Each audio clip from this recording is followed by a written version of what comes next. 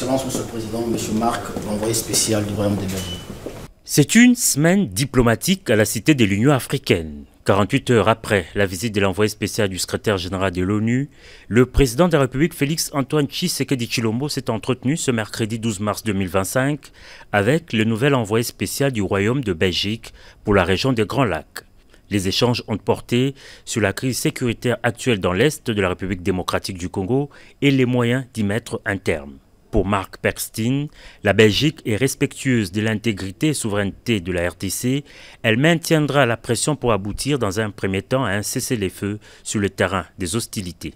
Comme vous le savez sans doute, la Belgique a eu à cœur de dénoncer de façon forte et claire l'agression dont la RDC est victime.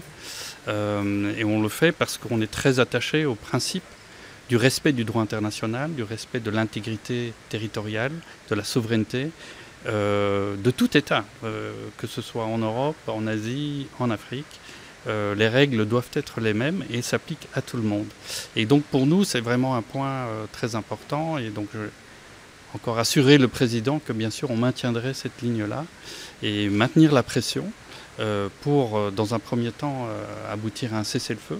Revenant sur les dernières sanctions infligées par son pays à l'agresseur rwandais, l'envoyé spécial belge indique que d'autres mesures pourront être prises si Kigali s'obstine à garder ses troupes sur le sol congolais. Les sanctions, les mesures, parce qu'il y en a toute une série qui peuvent être prises, on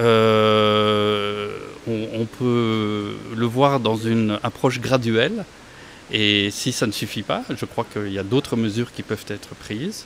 Et ça, pour nous, c'est très clair. Et on continuera à sensibiliser nos partenaires, notamment européens, notamment au sein de l'Union européenne, à aller dans cette direction si nécessaire.